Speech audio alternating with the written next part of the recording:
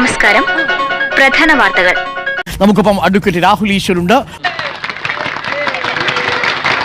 അദ്ദേഹം പൂജാരിയായിരുന്നുവെങ്കിൽ പൂജാരിയായ ക്ഷേത്രത്തിൽ വരുന്ന സ്ത്രീകൾക്ക് ഡ്രസ് കോഡ് ഉണ്ടാക്കിയേനെ. വിവരക്കേട് തന്റെ കൂടപ്പറപ്പ്. ഏത് വേഷത്തിൽ കണ്ടാലാണ് അദ്ദേഹത്തിന് നിയന്ത്രണം പോകുന്നതെന്ന് അറിയില്ലല്ലോ. ഭാഷയുടെ കാര്യത്തിലുള്ള നിയന്ത്രണം അദ്ദേഹത്തിന് സ്ത്രീകളുടെ വസ്ത്രധാരണം കാണുമ്പോൾ ഇല്ല എന്നാണ് എനിക്ക് മനസ്സിലായത് എന്നാണ് ഹണിറോസ് പറയുന്നത്. ഞാനൊരു വികാര ജീവിയാണ്. പള്ളിയിലുമൊക്കെ ഡ്രസ് കോഡുകളുണ്ട്.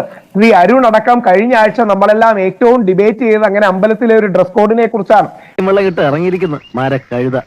പക്ഷെ സോഷ്യൽ ഓഡിറ്റിങ്ങിന് ഹണിറോസ് വിധേയമാകണ്ടേ? താൻ ആളൊരു തട്ടിപ്പ് വെട്ടിപ്പ് വീരനാണെന്ന് നേരത്തെ എനിക്ക് മനസ്സിലായി. വസ്ത്രം ഇഷ്ടപ്പെട്ടില്ല എന്നതിന്റെ പേരിൽ അവരെ ബോഡി ഷേവിംഗ് നടത്തുന്നതിന് വേണ്ടിയിട്ടോ അല്ലെങ്കിൽ അവരുടെ ശാരീരികമായിട്ടുള്ള പ്രത്യേകതകളെയൊക്കെ തന്നെ പ്രൊജക്ട് ചെയ്ത് കാണിക്കുന്നതിനോ നിങ്ങൾക്ക് ആരാ അധികാരം തന്നത്? ഈ ബോച്ച് ജയിലിലേക്ക് പോകുമ്പോൾ അല്ലെങ്കിൽ അദ്ദേഹത്തിന് ഈ നാട്ടിൽ ഏറ്റവും അധികം ധാർമ്മിക രോഷം അനുഭവിക്കുന്ന ആൾ അല്ലെങ്കിൽ ഏറ്റവും അധികം മനോവേദന അനുഭവിക്കുന്ന ആൾ ആരെന്ന് ചോദിച്ചാൽ അത് രാഹുൽ ഈശ്വർ എന്ന് പറഞ്ഞ ഒരു ചിന്തകനാണ്. ഈ സമീപകാലത്തായിട്ട് ഇദ്ദേഹം സ്പെഷ്യലൈസ് ചെയ്തിട്ടുള്ളത് പീഡന കേസുകളിലാണ്. ഈ രാജ്യത്ത് എവിടെയെങ്കിലും ഏതെങ്കിലും സ്ത്രീ ആരെങ്കിലും പീഡിപ്പിച്ചു എന്ന് കേട്ടാൽ ഉടനെ ടി വി ചാനലുകാർ രാഹുൽ ഈശ്വറിനെ വിളിക്കും. അവിടെ ആരെ പീഡിപ്പിച്ചു എന്ന് കേട്ടാലും ഉടനെ രാഹുൽ രംഗത്ത് വരികയും ഈ പീഡകന് വേണ്ടിയിട്ട് വാദിക്കും. ഞാൻ ഇതുപോലെ എത്രയോ പേരെ രക്ഷിച്ചിരിക്കുന്നത്. ഇതൊരു തൊഴിലായിട്ട് കാണാതിരുന്നാൽ മതി. ഈ രാഹുൽ ഈശ്വർ എന്ന ചെറുപ്പക്കാരന് പേരിട്ടത് വലിയ ഈശ്വർ തന്നെയാണ്. ഇയാളുടെ അച്ഛൻ്റെ പേര് നീണ്ട പേരാണ്, പക്ഷെ ഞാൻ ഒരു പേരിട്ടിട്ടുണ്ട്. രാഹുൽ ചെകുത്താൻ എന്നാക്കുകയാണെങ്കിൽ വളരെ നന്നായിരിക്കും. കാരണം പുള്ളി ചെകുത്താൻ്റെ വാക്കാലത്ത് പിടിച്ചിട്ടാണ് എപ്പോഴും വാദിക്കുന്നത്.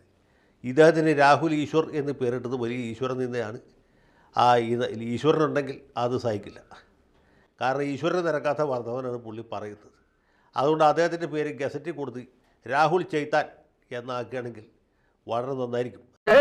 എല്ലാ അമ്മമാരും കൂടെ പറഞ്ഞിട്ടാണ് ഞാൻ സാക്ഷി പറഞ്ഞത്. കൊടുക്കാൻ ഞാൻ മാത്രം പറഞ്ഞേക്കാം.